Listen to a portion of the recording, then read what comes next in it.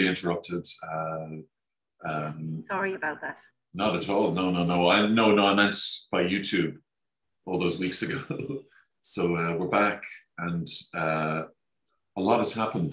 Breeda, do you want to start, or Frank, or Eunan wants to start here? Well, Frank has been really busy today, so I think if he tells us about the Yes. Various pieces he's been sending into the Oireachtas. Okay, Frank, this is vis-a-vis the burials bill. It's about the burials bill and everything above and below it. Essentially, the Irish government decided sort of by February time this year, they're so keen to deliver on the recommendations from the Commission investigation report into the mother and baby homes that they decided that they were going to effectively launch all of the legislation and initiatives all at once upon everybody. And it's quite a difficult task. I mean, just to go through any potential bill of Parliament's to try and assess this, analyse this, and to try and create some kind of cogent comment is something else. But when you've got several of them coming at you at once, it's more than a challenge. It's almost like a vocation. So the way we started this, the three of us, we started by looking at the Birth Information and Tracing Bill. And because we're also looking at the Burials Bill, we weren't able to get our comments in time for the recent scrutiny before the committee in the Dáil, in the Oireachtas. And but what we have done is we decided to take a bit of time because what happened during the committee stage for the Birth Information Bill was that there were many other campaigners and TDs who put in amendments to that particular bill. And virtually every single one of them was rejected by the minister. So you have this ridiculous situation on the one hand where the government says, we're listening to the survivor community. But on the other hand, excuse me, on the other hand, you have a government who's not listening to these same groups who want amendments to be made to the Birth Information Bill. So we decided that what we would do is effectively to finish our report. We took some time over it, and I think quite correctly so. We have submitted it for the attention of the senators of the Oireachtas, because ultimately it will go there. And anyone who's a student of Irish parliamentary process will know that there is a chance, a possibility that you can introduce further clauses and amendments to a bill through what they call the cream list. And if the cream list is produced by the Senate, because they have to go through all the stages that it would normally go through in the Dáil, then those cream list amendments will go back to the Dáil, and they will have to look at them. They can reject them again, or they can take them into account. So it's a typical second house mechanism by which effectively a parliamentary process can actually double check on amendments or a particular bill that's passing through a parliamentary process. So that's where we've got it at the moment. We've got it before the senators at the moment. And we've issued a press release today saying this is what we've done. Here are the key issues which we think needs to be changed. And all members of the Oireachtas will be getting a copy of the press release as well. But then today, we've also sent out our burials bill. And of course, this is quite critical in many respects. In the same way that the Birth Information Bill is definitely critical, say, for example, to Eunan, it's also critical to me because of accessing data and information from the different parties, and obviously with Breeda as well. The burials bill is a very interesting affair, because when it was published last year, it had the name of certain institutions, blah, blah, blah, burials bill. It was a bit of a mouthful of a title, but the introduction to the bill made it, in many respects, limited to the mother and baby homes.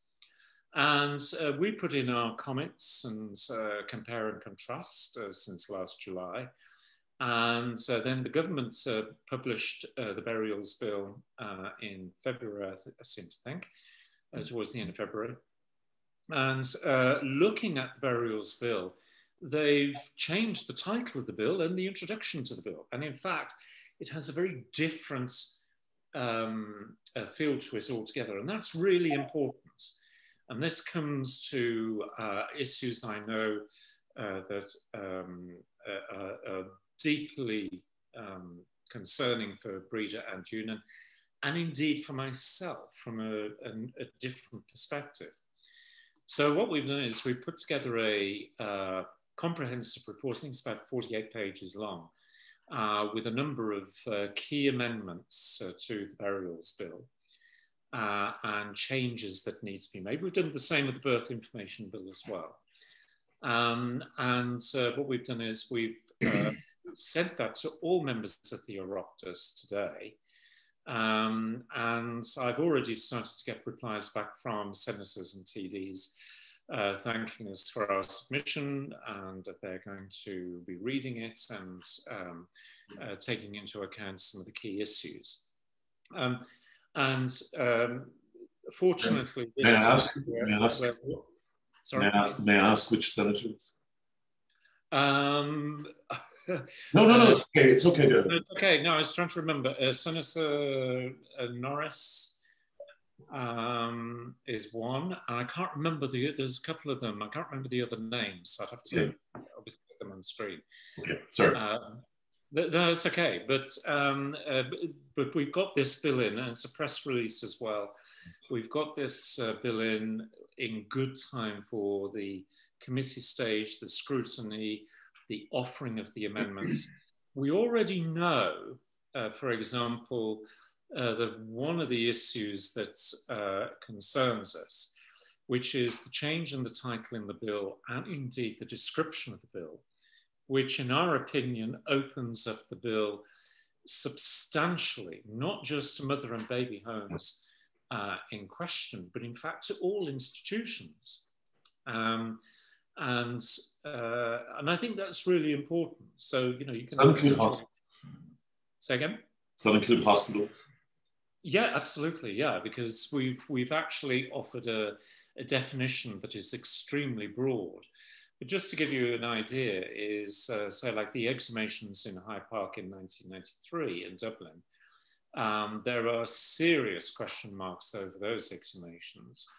And there are serious questions over the reinterments in Glasnevin. So whilst I'm confident that current Irish law exists to deal with those problems, if the Irish government insists on creating a bespoke burials bill, who am I to argue?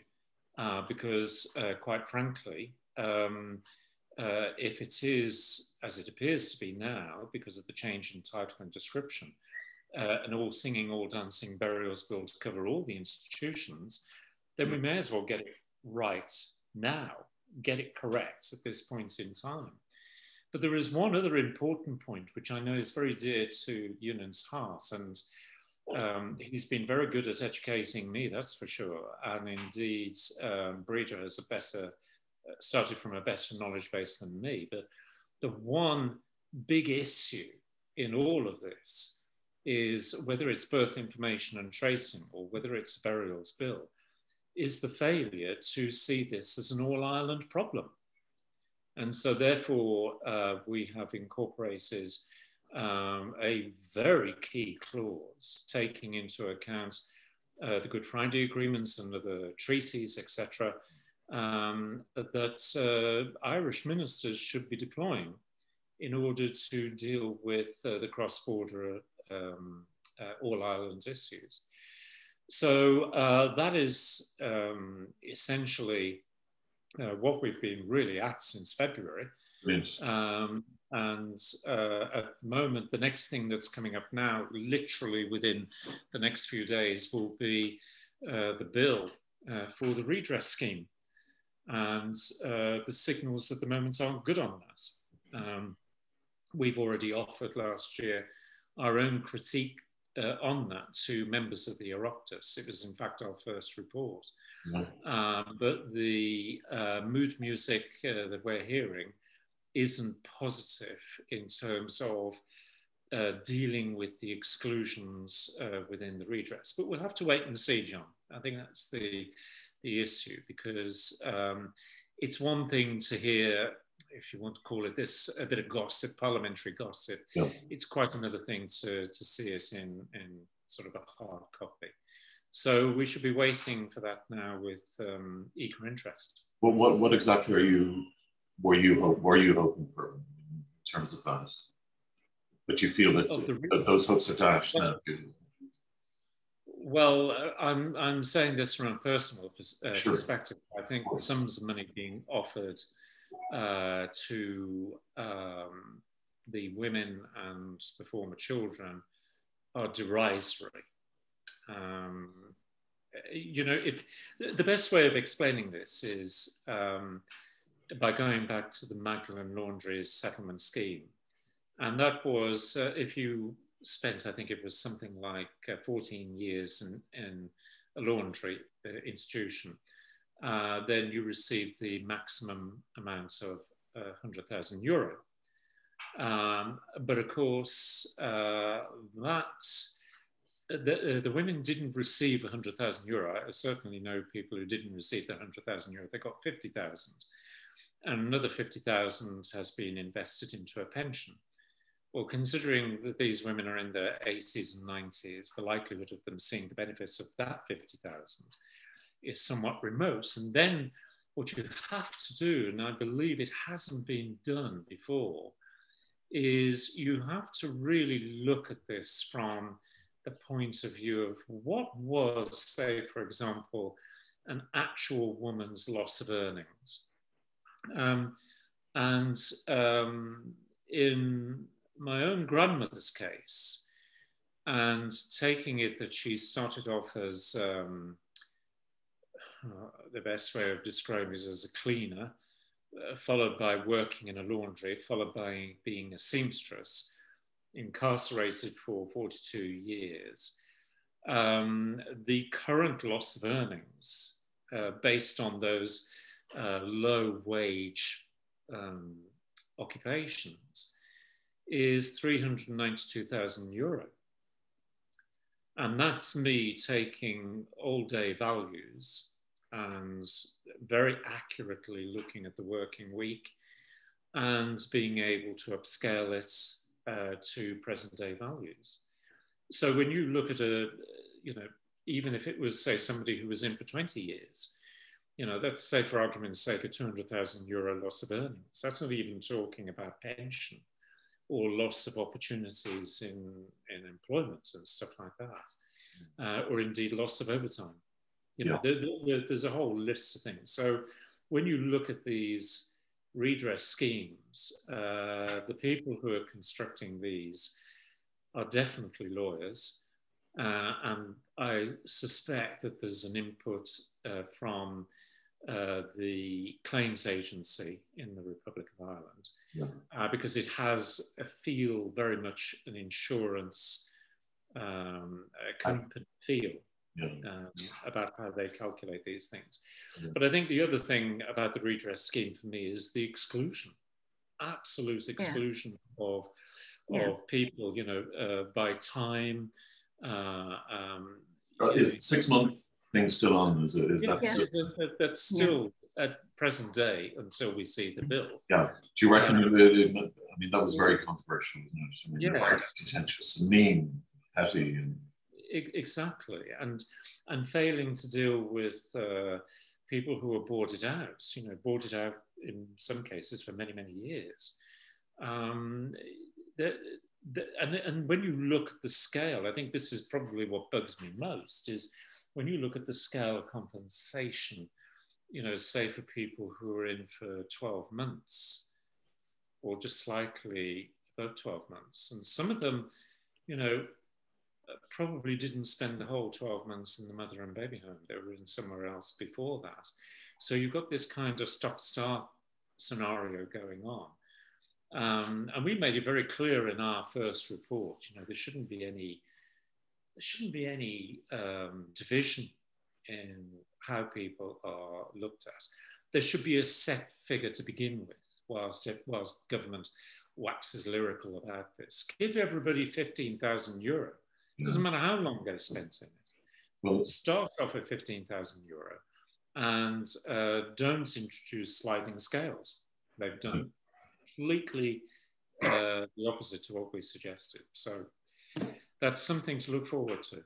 Breeda, thank you very much for that, Frank. It's been so very, very busy since February. Breeda, what are your members hearing? The same? Many are just so disappointed once more with government. I mean, I've learned so much, I have to say, as well, from Eunan, and maybe we're unique in that we're looking at this from the 32 counties. The religious orders never saw any or acknowledged any boundaries, and we don't. And Eunan he's the only one of us that is an adoptee that has personal experience. And I think that it's most powerful because it's through his own research that he has found the blockages and he's able to inform. And it is better that he is the one speaking about that he's speaking to government, and he's speaking to both governments from experience. And we've been able to do that. But I think the question you're asking me about survivors today with regard to redress is, as I've said before, so many things. It's also access to records. But those who are left out include the boarded out, those who were less than 6 months, and those who were born in England, the PFIs, pregnant from Ireland, who were repatriated back, possibly placed in another institution, and who never had the opportunity to progress in many instances in life. And they feel particularly upset that the state continuously disregards and ignores them. And many have spoken out, including Martina Kelly, who's now in Cork, and she speaks very well for the PFIs. But similarly, access to records for them is a big thing. The redress will not fly as it's documented at the moment. It cannot go through, nor can the burials bill, nor can the birth information and tracing bill. So I think at this point, Eunan is the one with the most knowledge. So I think maybe if he speaks for a moment. And I want to get to Eunan, but just in terms of your own work, again, like you've been very busy the last few months. I mean, the three of you, really, it's been incredible, thankless kind of job, isn't it?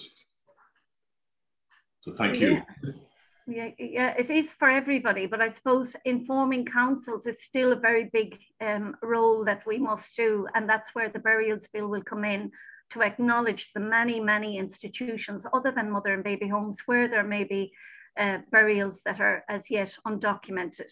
That those sites need to be at the very least preserved, but they also need to be examined to see who was buried there, what timeline they were buried there, to give acknowledgement, because what Frank has spoken about earlier on, the Hyde Park, those women, the 22 extra, those were never identified. And that really jars with me and with many others, that we have women who perhaps worked all of their life for an institution, or maybe for more than one institution, like Rehab Group were involved at one stage as well in having the women put together certain presents for Christmas, which were kind of done by Harbo, I think is the name of the group that they worked with. So I think there's more than one institution. It's a maze, and we need to find out. So yeah, Eunan comes in now. It's a maze, really, yeah. And in terms of the Eunan, firstly, redress.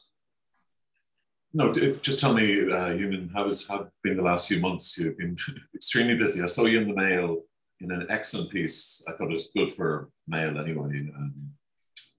Yeah, thanks, John.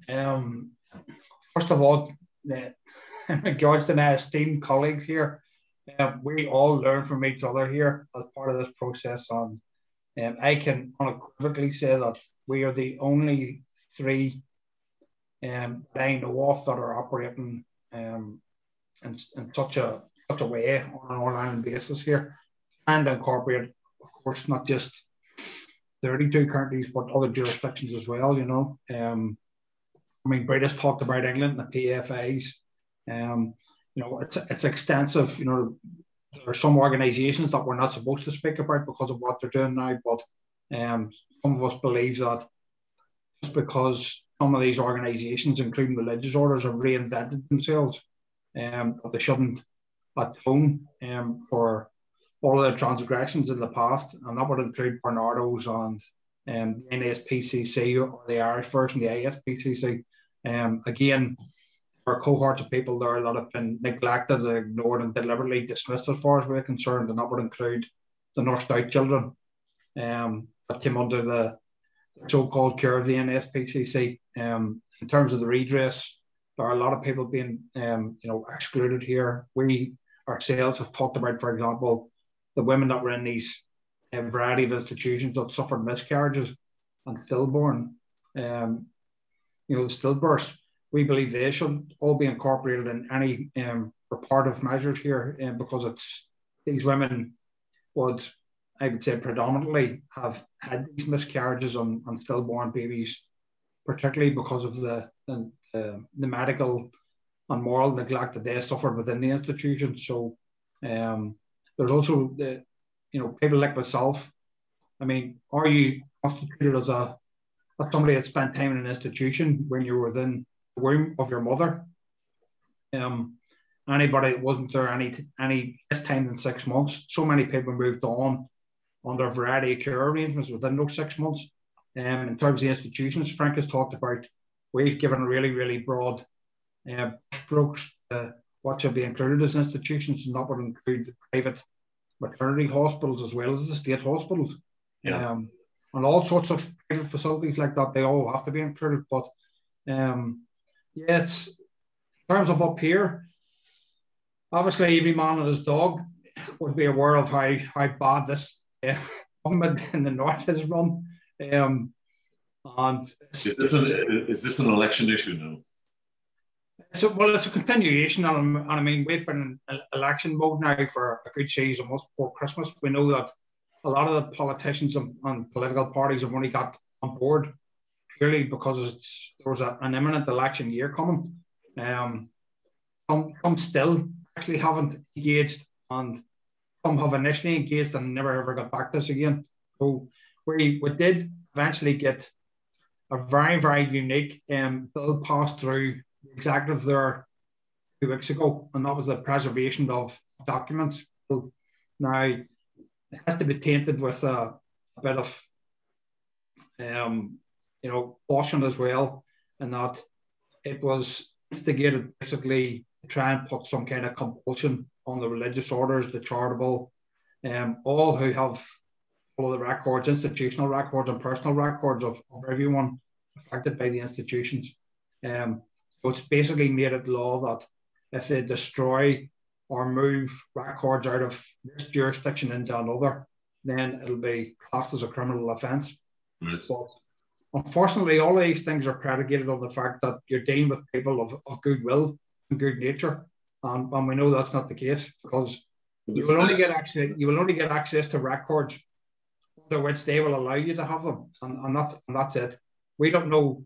We know the types of records to have, but because there's been all sorts of convenient arson attacks and all sorts of convenient fires and destruction, etc., records, they will always say that we don't have X, Y, and Z.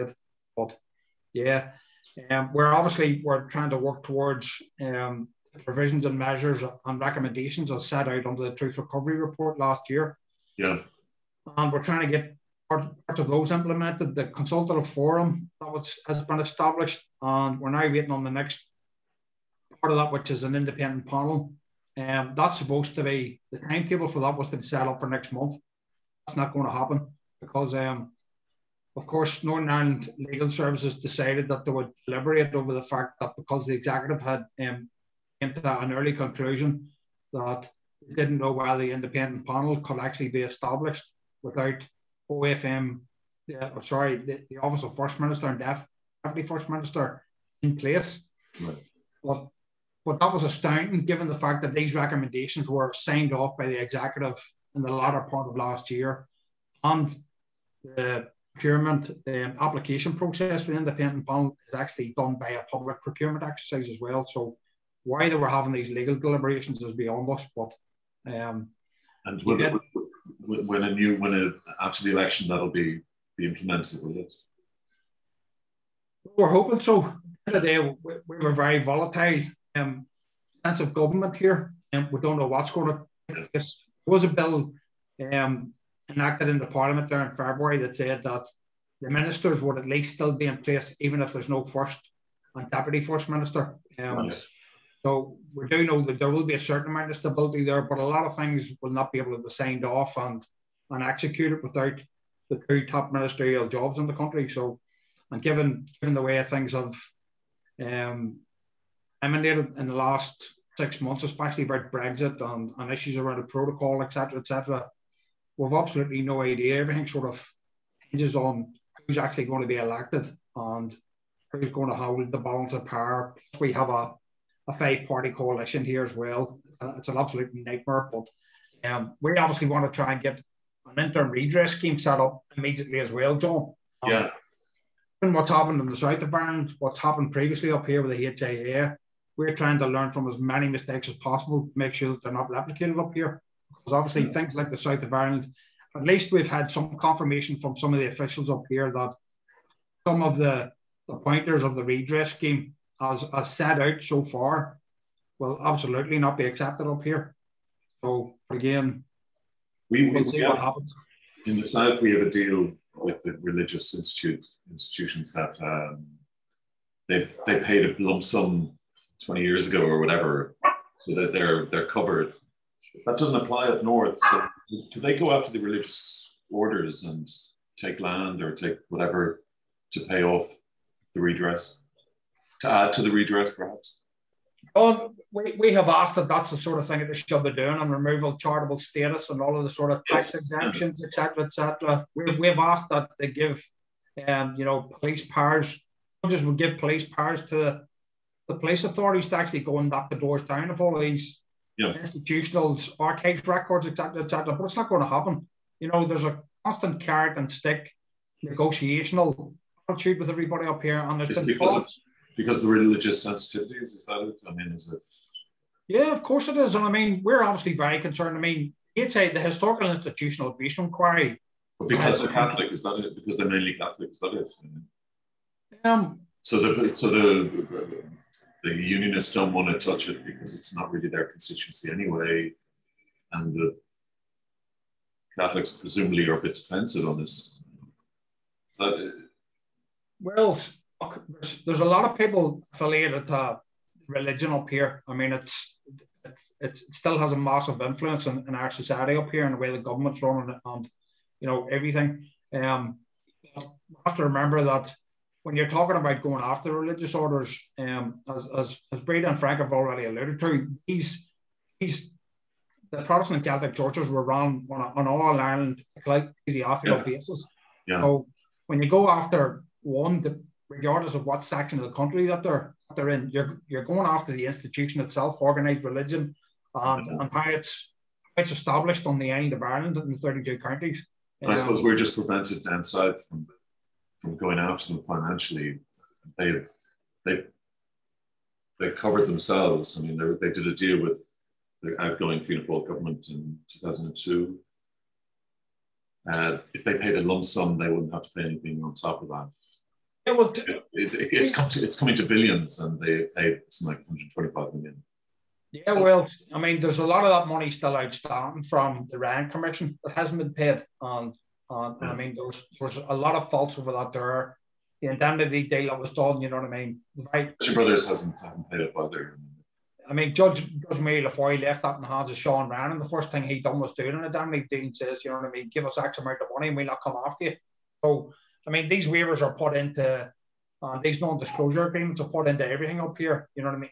Everything that goes through the civil case courts doesn't come into the public domain because everybody that pursues any kind of a civil litigation is forced to sign an NDA. And it inevitably happens because people become battle fatigued and battle weary. And if they get to a point where some money is put on the table, they're invariably going to accept it. Yeah, and Breeda, I mean, the average age is what? Must be in the late 70s now. The average age of the women concerned it must be. Yeah, they are elderly, and I would never say to anybody, you know, don't take what's on the table, because I haven't had their experience and I don't know what their situation is. And but I do say, if you can, do not sign a non-disclosure, because that is your right to be able to disclose and to be able to take a case. That's what we would hope, is that the state will look at these victim survivors as they are, as people who were wronged by both institutions. And in many ways, the church is actually, one is protecting the other, one institution protecting the other, because I really feel, and we met with the new Archbishop of Tuam most recently, he was just appointed in the last few months. And, you know, as we left that meeting, I asked him, what could I take back to our members? Because it was a short enough meeting and there wasn't anything forthcoming. And he said he would speak to Archbishop Eamon Martin. And I said, well, we know him. We've actually met him and we're in touch with him. So he said, he did ask what we would like. And I said, the first thing you can do is open your records.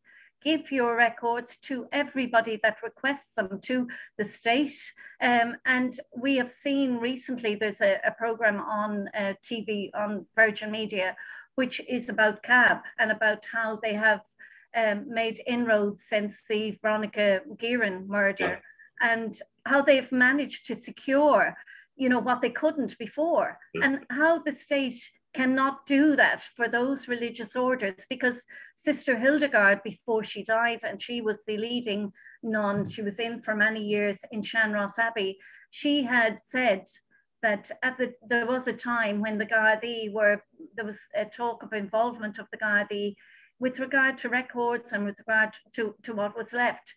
And she said those records were destroyed.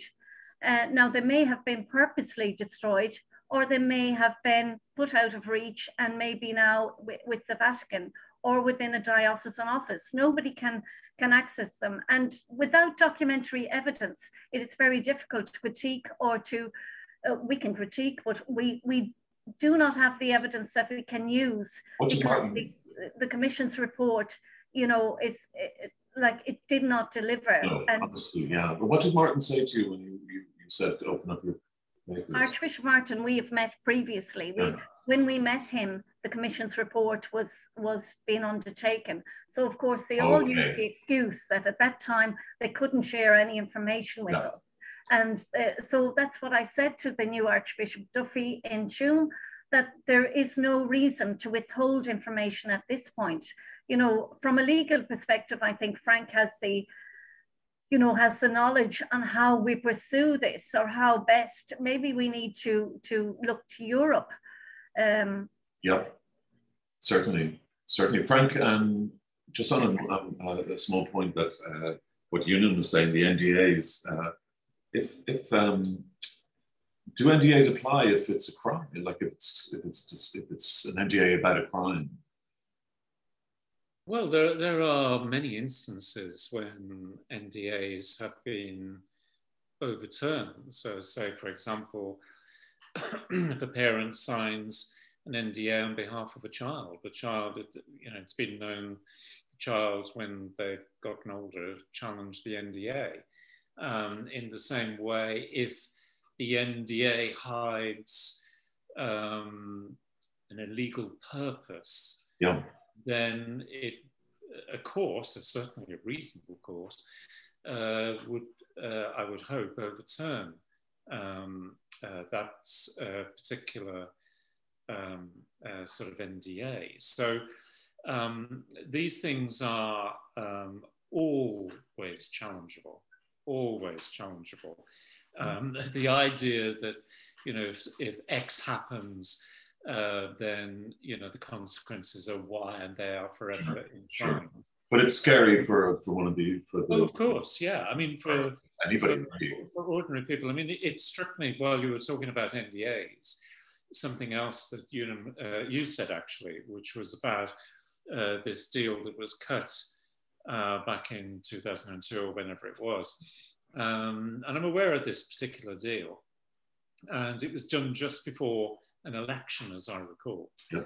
And what surprises me, and it's not the first time you've heard me say this on this program, is how the legal profession in Ireland hasn't thought about the cohort of people that they're representing, and perhaps challenging through a class action, and it's a word that Irish lawyers clearly don't like to hear, but a class action for a judicial review. Yeah, I mean, there's nothing to be lost by having a judicial review. And in particular, the circumstances that surrounded the signing. I don't care whether there was a contract signed. Yeah, really. I mean, yeah. In the dying hours of the government. Exactly. In the dying hours of the government, and as the Commission report, imperfect as it is, certainly alludes to, or indeed you can read between the lines and see that there are illegal issues there. So the question has to be asked, whether it's an NDA or whether it's an under-the-table deal, whether that should be allowed to stand. In my opinion, I'm not a practicing lawyer in the Republic of Ireland, but in my opinion, I think that's something that should be looked at very seriously, because the government is certainly not shy, nor the religious orders are not shy in coming forward when they want to impose their will on a particular situation. Well, yeah, I mean, the religious look weak in Ireland, you know, public perception and people, you know, they don't take them seriously anymore, whatever, nuns and priests and whatnot. But yeah, they really do. They really are powerful. You know, it's like well, I think it's when needed. I think it was in one of Dan Brown's films. You know, the chief protagonist, describes the Catholic Church as a corporation, to which the Vatican guard who was with him at the time was outraged that the Catholic Church should be called a corporation. Well, there's plenty of evidence to demonstrate that religious orders and indeed the church generically is anything but a corporation. It has to be a corporation in order to deliver the services that it claims that it needs to do to save all the souls that are thereabouts, or to provide a social purpose. But what was interesting as well about your conversation there was, and it struck me about the records, and Breeda was making the point there, the Birth Information Tracing Bill has a stunning clause in it, which I nearly fell off the chair when I read it, which was essentially, and I'm paraphrasing now, look, chaps, we know that the religious orders have got all these records, but we're not going to take them off them. But what we are going to do is we're going to import a clause where we can give ourselves the power to enter, search and seize. Wow. And it's a huge clause. And I said to my esteemed colleagues here, there's no way that we should allow this to go unchallenged, because they talk about bringing all the records together, but at the same time, they provide this really odd instrument, this clause, acknowledging that the records exist, but actually not doing anything about it. But we may do something about it a bit further down the line. And that to me is either uncourageous parliamentary logic, or they actually are looking forward to their promise of eternal life. I mean, it's difficult to know. It's difficult to know which angle they're coming from, but it does give the survivors, surely it gives the survivors the sense that they're all in it together, to coin a phrase. And if the Irish government really wants to make a difference in this, they've got to break that mantra of we're all in it together. And you don't achieve that by putting that kind of clause in there, or getting people, as they're thinking the redress scheme as was, whether it will be the same to come, where there was talk about people signing some kind of, if you agree to this, you can't take action against us. Yeah. Now that's an important point, because if that follows through, the us, you can't take action against us, are they the guarantors then, because of this 2002 deal, for the religious orders? And therefore, is it right that it should stand?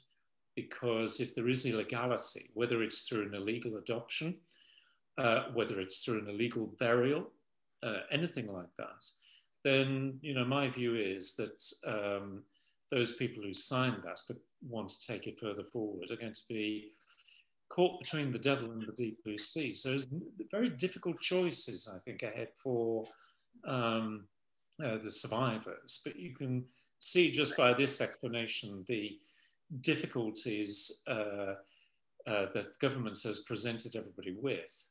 But equally, I would also say the legal profession in Ireland needs to kind of just think a little bit more in three-dimensional terms, even four-dimensional terms, you know, to try and get their head around the wider issues and the wider problems. And I would sincerely hope that that will come to pass. Well, we'll try and find a few barristers and maybe a few senators. Have you any favourable senators, Breeda, favourable to the cause, or Eunan? Anybody in there at the moment? Holly Kearns has been really good. I think in the Senate, Alice Mary Higgins looks at the legislation. You know, she goes through it with the fine-tooth comb, so she will certainly look at it, I'm sure, because ultimately this legislation cannot pass as it is. Yeah. And she's from Galway too. So. She is from Galway, yeah. And you see, I think when they meet with survivors, and that's what they've often said, and you know, there are survivors of mother and baby homes like that have been in Dáil Éireann. I think when they speak, they're powerful, and I think when they listen to what survivors tell them, but certainly the redress scheme as it was hatched together by an interdepartmental committee, the government knew that that would not deliver. And with regard to birth information and tracing, the most recent report from Professor Conor O'Mahony, you know, says that there must be some truth commission, there must be some opportunity to find the truth here, because certainly what we're getting is, you know, rhetoric. I mean, if you go to Dáil Éireann, or if you write to any minister or serving member of government, what you get back is not an answer to a question. No, just even parliamentary questions. No, it's a circular, like it's insulting. It's insulting in Dáil Éireann. Sometimes I wonder, you know, when Catherine Connolly or somebody asks a question with regard to mother and baby homes and it's given waffle, how they, you know, stand there and take that. But they do that, as she's often explained. She's elected by the people and she wants to come back with an answer. But it's so insulting to us to hear it time and again what they are doing for the survivor community, how they've engaged with us and how they have taken on board, which they haven't. they say, and this is what the church said to us when we went to see them recently, that it's a listening service. Well, I said, quite frankly, we're fed up of being listened to. The time for action is now, and appropriate redress, appropriate recognition of everything that has happened. Apology, like boarded out children have never been apologized to. The pregnant from Ireland, the women who went to England, who were renditioned, as Frank will say, back, those have never been acknowledged or apologized to. And their children were placed in all sorts of institutions, including like James Sugru, who initially was placed in the county home. And from there, his brother, and he broke down most recently on a radio show. It was the most heartbreaking call I'd listened to, where he talked about his brother and how his brother was being abused in front of him, and asked his 8.5-year-old James, the brother being 7.5, saying, help me. And James couldn't. I mean, what could a child do? And you live with that. And his brother has passed away, and it's for his brother and for other children like him that James continues that fight. I mean, I find it overwhelming. I find it with the government not to listen, and to then pretend that, you know, and say to United Nations or anybody, Human Rights Watch, that look in, to say we are doing this for the people. We are setting up a memorialization in various areas. We have acquired the site in Sean McDermott Street, which is absolutely fine. But, you know, they are not accommodating the voices of survivors in any of that. No, in fact, they use the survivors to sort of filibuster almost, to you know, to talk down the clock. Look, we're listening to the survivors, but that's all you're doing. You're listening to them. You're not hearing them. You know. And it's setting survivors against survivors in many situations. You know, it's pitting industrial school survivors perhaps against mother and baby home survivors. You know, it's just so, it's criminal, really. Well, it's criminal what they're doing. Breeda, thanks. It's great to see you guys again. And sorry, Frank has an appointment, so we must leave early. Can I ask you something? You were there in Mariondale longer than 6 months, obviously. Well, again, that goes back to take into account the length of time my mother was pregnant with me. Yes. And then the actual time after I was born, no, it wouldn't equate to 6 months. But I'll briefly just say that access to records is one thing. It's what everybody wants. It's what we all need. It's what we're entitled to, etc., etc., etc. But in terms of what constitutes a crime and illegality, etc., it'll be very, very hard to extrapolate that from some of the records that you're given. Not all of them, but some of them, because a lot of the things that happened here would be all reinforced by the legislation of the time, and that's how it'll be documented, which is where testimonies become even more important then, because in many cases that'll be the only way to verify what actually happened illegally and criminally as well. So it's hugely important that people bear that in mind. I mean, people here have recently says, if I go to the PSNI or the Gardaí, what's a crime? And I'd say to people, well, take your account to them and let them find what a crime is with their legal services, because you don't know, given what it says in your documentation, in so many circumstances completely contradicts what actually happened in reality. And as Frank says, our legal people have to get creative now and fight this. There's so much smoke and mirrors here, John. We're up against it at the end of the day. Yeah, they're just operating in bad faith. Governance is completely rotten. I mean, we tried to get that preservation of documents bill incorporated into the adoption before it was passed last month. And it went to the Speaker of the Northern Ireland Executive, who spoke to his legal services, and they says it's not within the scope. And they don't give you a reason why. They just say it's not included. So there was a whole panic and last minute rush then to get this bill through as a private member's bill. On the last day as the last bill. And it's a lot of people operating in good faith against a lot of people operating in bad faith. It's such a horrible quagmire, you know. But you've done brilliant in the last few months. So I'll post the link to the amendments and whatnot with this video. So Breeda, thank you so much. Eunan, thank you so much. Frank, thanks so much. And hopefully maybe next week after. Yeah, next week would be good, I think. Great. Okay. Thanks a lot. Thanks. All right, thanks everybody. Thank you. Bye. Frank. Thanks, Breeda.